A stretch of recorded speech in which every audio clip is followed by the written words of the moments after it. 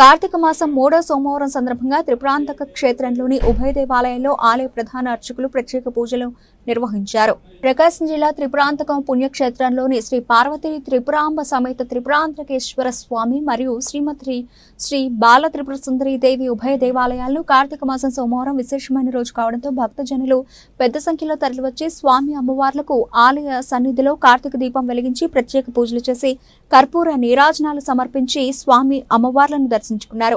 స్వామివారిని దర్శించవలసిన దంపతులు అమ్మవారి ఆలయంలో శ్రీచక్రపీఠం వద్ద ప్రత్యేక కుంకుమ పూజలు చేశారు. త్రిపురాంతక క్షేత్రంలోని ఉభయ దేవాలయాలను దర్శించేందుకు వచ్చిన శివదీక్ష తీసుకున్న శివస్వాములు, అయ్యప్ప స్వాములు, అమ్మవారి దీక్ష తీసుకున్న భక్తులు, సుదూర ప్రాంతాల నుండి వచ్చిన భక్తులను ఆలయ ప్రధాన అర్చకులు విశ్వనారాయణ శాస్త్రి ప్రసాద్ శర్మలు ఆశీర్వదించి తీర్థ ప్రసాదాలు అందించారు.